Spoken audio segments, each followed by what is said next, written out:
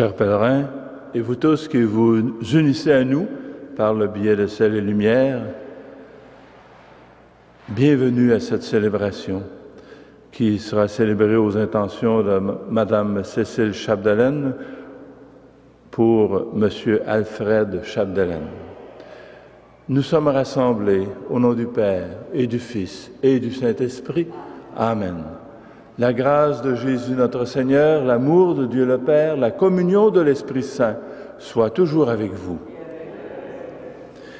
Le Seigneur nous invite à faire des choix qui ouvrent sur la vie et qui mènent au bonheur. Avant de nous approcher de la table où il nous convie, demandons à Dieu la force de le suivre toujours plus fidèlement et implorons son pardon. Seigneur Jésus, envoyé par le Père pour nous guérir et nous sauver, prends pitié de nous. Ô Christ venu dans le monde, appelé tous les pécheurs, prends pitié de nous. Seigneur, élevé dans la gloire du Père où tu intercèdes pour nous, prends pitié de nous. Que Dieu Tout-Puissant nous fasse miséricorde, qu'il nous pardonne nos péchés et nous conduise à la vie éternelle. Amen. Prions le Seigneur. Que ta grâce inspire notre action, Seigneur, et la soutienne jusqu'au bout, pour que toutes nos activités prennent leur source en toi et reçoivent de toi leur achèvement. Par Jésus-Christ, ton Fils, notre Seigneur et notre Dieu, qui vit et règne avec toi dans l'unité du Saint-Esprit, Dieu pour les siècles des siècles.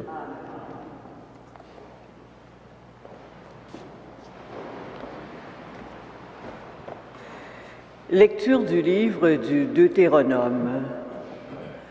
Moïse disait au peuple d'Israël, « Je te propose aujourd'hui de choisir ou bien la vie et le bonheur, ou bien la mort et le malheur.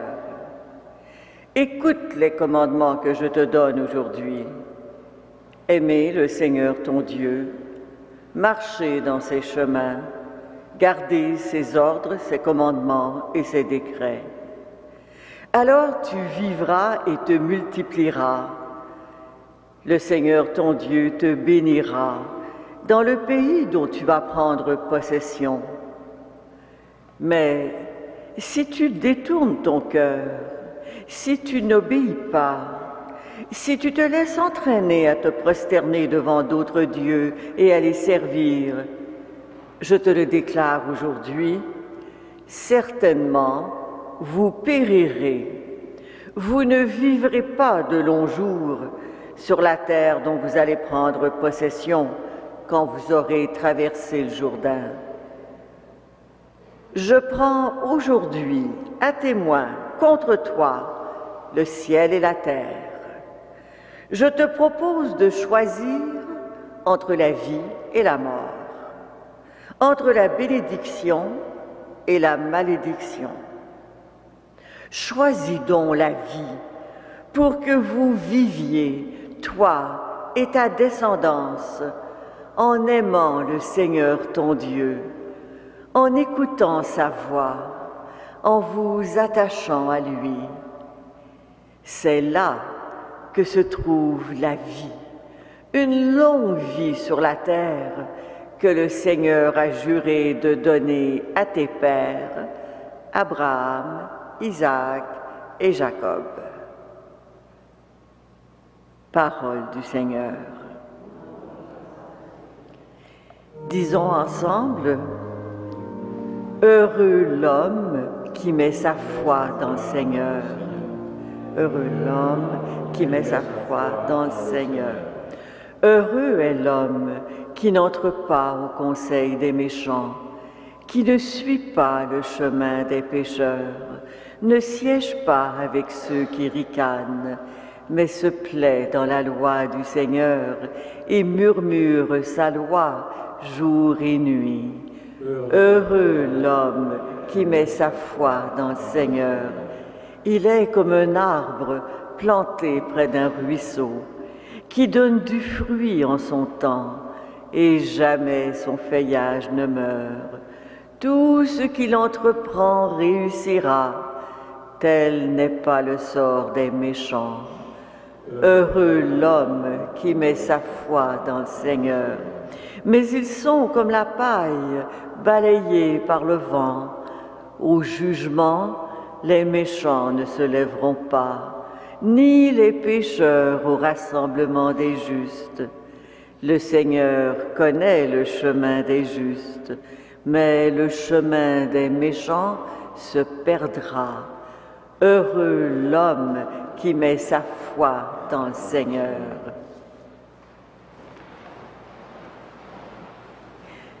Tes paroles, Seigneur, sont l'esprit et la vie.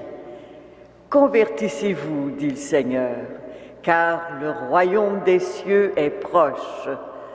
Tes paroles, Seigneur, sont l'esprit et la vie.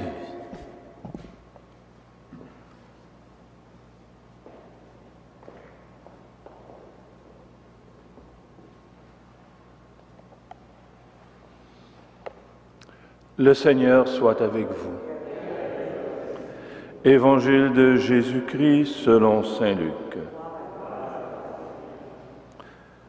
Jésus disait à ses disciples, « Il faut que le Fils de l'homme souffre beaucoup, qu'il soit rejeté par les anciens, les chefs des prêtres et les scribes, qu'il soit tué, et que le troisième jour il ressuscite. » Il disait aussi à la foule, « Celui qui veut marcher derrière moi, qu'il renonce à lui-même, qu'il prenne sa croix chaque jour et qu'il me suive. Car celui qui veut sauver sa vie la perdra, mais celui qui perdra sa vie pour moi la sauvera. Quel avantage un homme aura-t-il à gagner le monde entier si c'est en se perdant lui-même et en le payant de sa propre existence? Acclamons la parole de Dieu.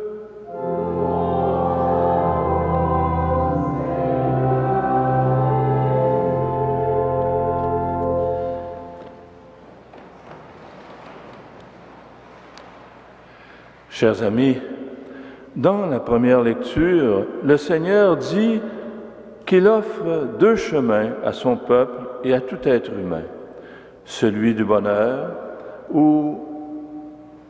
et de la vie ou celui du malheur et de la mort. Les commandements du Seigneur ont pour objectif d'éclairer notre chemin, un chemin de bonheur et de vie, en nous associant à la volonté de Dieu. Ce que Dieu veut, c'est l'épanouissement et la joie de son peuple. Une fois indiqués les deux chemins possibles, le Seigneur lance cet appel d'amour. Choisis donc la vie pour que vous viviez, toi et ta descendance, en aimant le Seigneur ton Dieu et en écoutant sa voix. Mais le chemin proposé par Jésus dans l'Évangile paraît aller à l'encontre de ce que le monde fait sans cesse miroiter à nos yeux et qui semble souvent plus attrayant: l'argent, les plaisirs, le pouvoir. La voie large et facile, en fait. Mais cette voie, Jésus nous affirme qu'elle ne mène pas au bonheur. Elle conduit au contraire à la perte de celui qui la prend. Le chemin du Christ, suivant la volonté de son Père, c'est celui qui va vers la croix. Et cela peut nous sembler paradoxal. Dans l'Évangile de Luc, Jésus annonce pour la première fois sa passion. Il le fait juste après la profession de foi de Pierre qui reconnaît en lui le Messie, le Fils de Dieu. Mais quel Messie! Jésus prévoit la fin tragique de son ministère et veut donner l'heure juste à ses disciples. Jésus venu pour libérer son peuple, se montre très critique face aux traditions des pharisiens, au point de s'en faire des ennemis qui ne le toléreront pas longtemps. Jésus s'attribue le titre de Fils de l'homme et affirme par là qu'il est le Sauveur d'Israël, l'espérance de son peuple. Mais Dieu veut sauver son peuple et toute l'humanité d'une manière déconcertante, par la folie de la croix, dira saint Paul. Jésus sera condamné à mort sur la croix, mais la mort ne sera pas l'issue finale. De la mort, Dieu ramènera le Fils de l'homme et tous les siens dans la gloire d'une vie nouvelle. En nous associant à sa mort-résurrection, le Christ nous fait fils et filles de Dieu et participants à sa destinée. Il nous invite à marcher derrière lui et à prendre le chemin étroit et exigeant que lui-même a parcouru. La croix du Christ signifie le renoncement à tout pour être libre d'accueillir l'amour de Dieu. Cette conversion consiste à renoncer à tout ce qui nous détourne du chemin qui mène à Dieu, un chemin qui nous élève vers le Père et se réalise peu à peu chaque jour. C'est la croix qu'il faut porter sans cesse jusqu'au don total de soi-même pour répondre à l'amour de Dieu. Celui qui perdra sa vie pour moi la sauvera, dit Jésus. Pour marcher ainsi à la suite du Christ, il faut mettre nos cœurs en attitude d'accueil de ce mystère pascal. Il faut, en quelque sorte, suivre le même itinéraire que le Christ. Bien sûr, d'autres avant nous l'ont fait.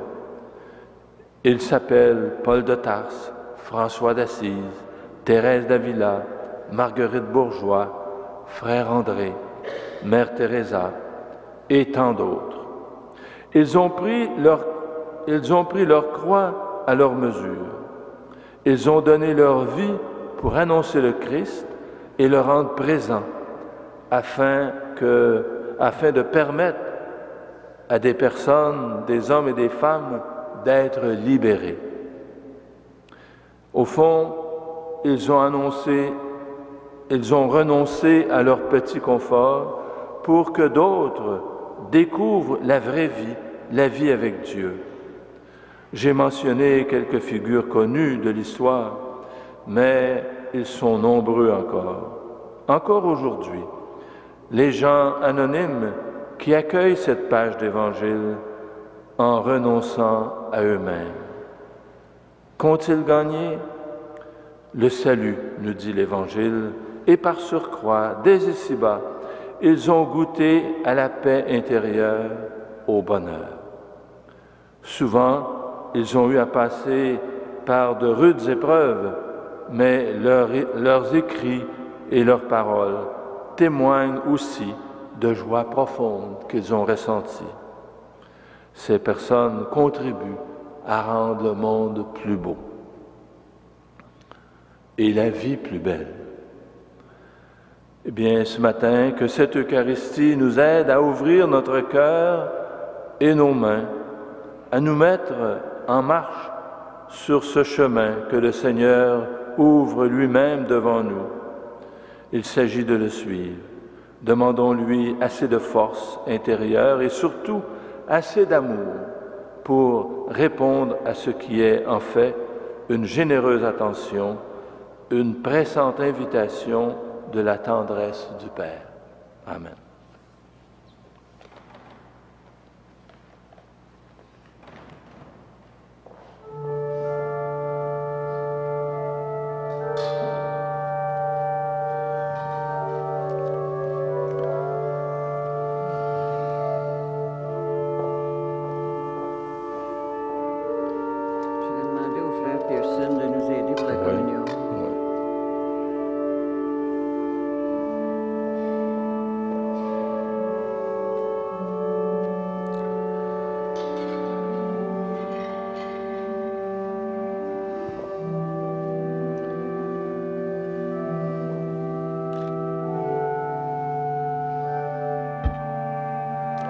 Tu es béni, Dieu de l'univers, toi qui nous donnes ce pain, fruit de la terre, du travail des hommes et des femmes. Nous te le présentons, il deviendra le pain de la vie.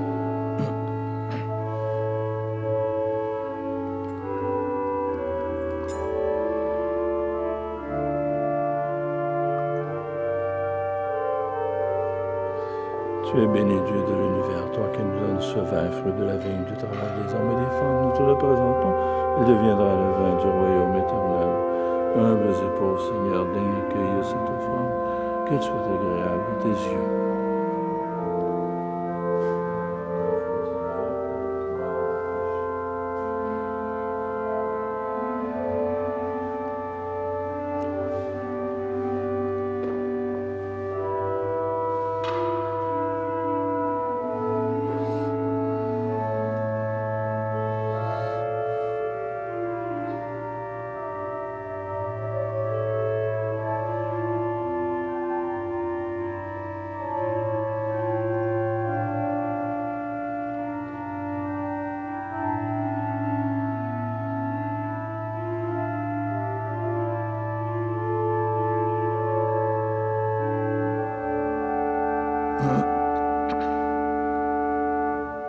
Prions ensemble au moment d'offrir le sacrifice de toute l'Église. Regarde avec bonté, Seigneur, l'offrande que nous t'apportons à l'autel, en nous procurant ton pardon, qu'elle serve ta gloire par Jésus, le Christ, notre Seigneur. Le Seigneur soit avec vous. Élevons notre cœur. Rendons grâce au Seigneur notre Dieu. Vraiment, il est juste et bon de te rendre gloire, de t'offrir notre action de grâce toujours et en tout lieu, à toi, Père très saint, Dieu éternel et tout-puissant. Tu accueilles nos pénitences comme une offrande à ta gloire, car nos privations, tout en abaissant notre orgueil, nous invitent à imiter ta miséricorde et à partager avec ceux et celles qui ont faim. C'est pourquoi, avec les anges et les archanges, avec les puissances d'en haut et tous les esprits bienheureux, nous chantons l'hymne de ta gloire et sans fin nous proclamons « Saint, Saint, Saint, le Seigneur, Dieu de l'univers, le ciel et la terre sont remplis de ta gloire. Hosanna au plus haut des cieux. Béni soit celui qui vient au nom du Seigneur. Hosanna au plus haut des cieux.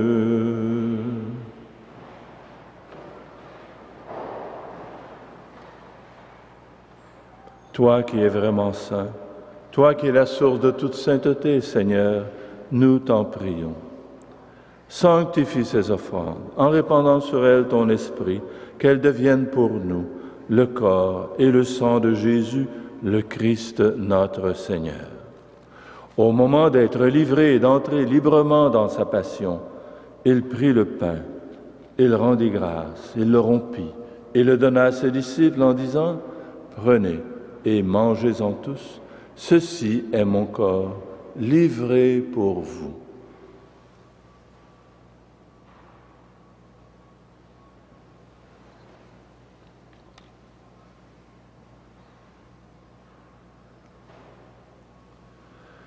De même, à la fin du repas, il prit la coupe. De nouveau, il rendit grâce et la donna à ses disciples en disant « Prenez et buvez-en tous, car ceci est la coupe de mon sang, le sang de l'alliance nouvelle et éternelle, qui sera versé pour vous et pour la multitude en rémission des péchés. Vous ferez cela en mémoire de moi. »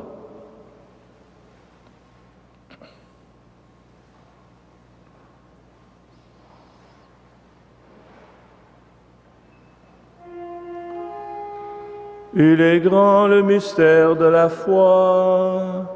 Nous proclamons ta mort, Seigneur Jésus.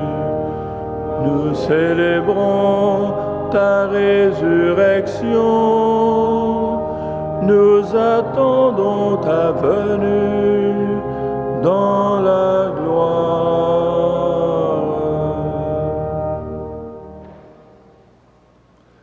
Faisant ici mémoire de la mort et de la résurrection de ton Fils, nous t'offrons, Seigneur, le pain de la vie et la coupe du salut, et nous te rendons grâce, car tu nous as choisis pour servir en ta présence.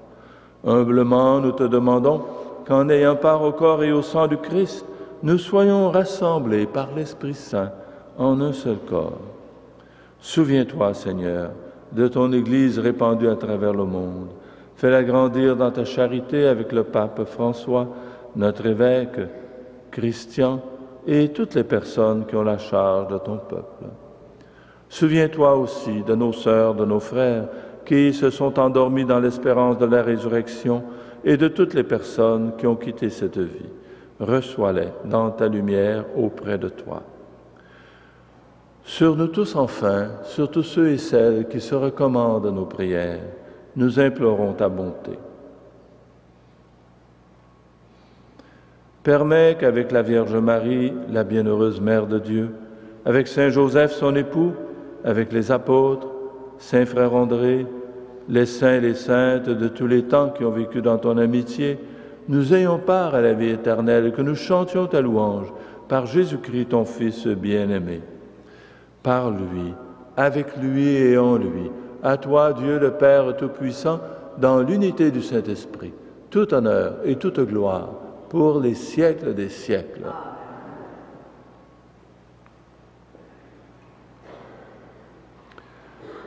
Jésus nous a révélé un Père qui nous aime, un Père qui veut notre bonheur, un Père qui est toujours attentif à ce que nous vivons, surtout dans les moments d'épreuve, de difficulté. Redisons notre confiance à ce Père. Notre Père, qui es aux cieux, que ton nom soit sanctifié, que ton règne vienne, que ta volonté soit faite sur la terre comme au ciel. Donne-nous aujourd'hui notre pain de ce jour. Pardonne-nous nos offenses, comme nous pardonnons aussi à ceux qui nous ont offensés. Et ne nous soumets pas à la tentation, mais délivre-nous du mal. Délivre-nous de tout mal, Seigneur, et donne la paix à notre temps. Par ta miséricorde, libère-nous du péché. Rassure-nous devant les épreuves en cette vie où nous espérons le bonheur que tu promets et l'avènement de Jésus-Christ, notre Sauveur.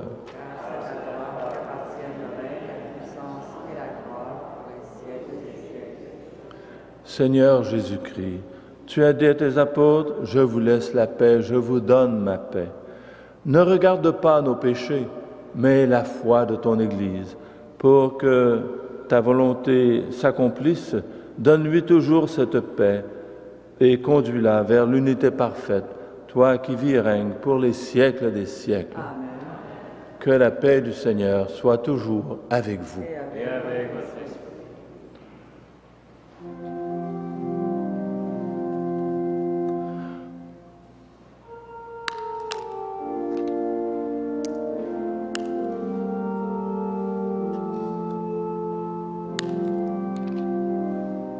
Agneau de Dieu qui enlève le péché du monde, prends pitié de nous.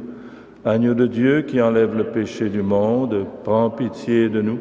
Agneau de Dieu qui enlève le péché du monde, donne-nous la paix. Heureux, les invités au repas du Seigneur. Voici l'agneau de Dieu, celui qui enlève le péché du monde. Seigneur, je ne suis pas digne de te recevoir, mais dis seulement une parole et je serai guéri.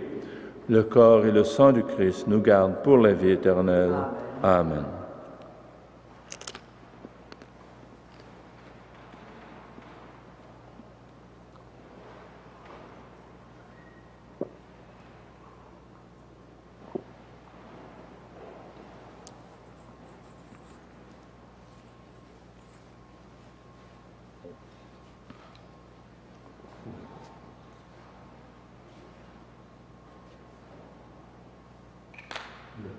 Amen.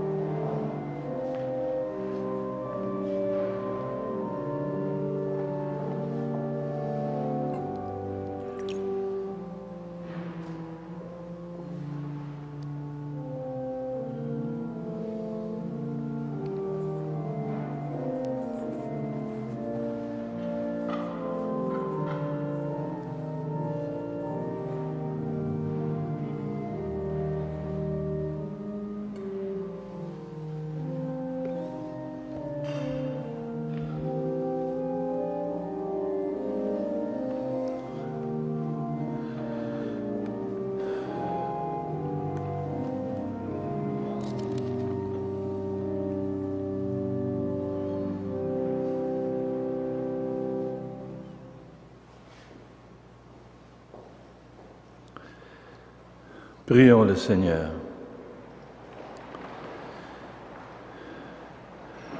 Seigneur, le don reçu de toi dans cette Eucharistie nous a bénis et sanctifiés. Qu'il ne cesse jamais de nous apporter ton pardon et notre salut, par Jésus, le Christ, notre Seigneur. Le Seigneur soit avec vous. Que Dieu Tout-Puissant vous bénisse, le Père, le Fils et le Saint-Esprit. Marchons à la suite du Christ et allons dans la paix et dans la joie du Christ. À tous et à toutes, bonne journée.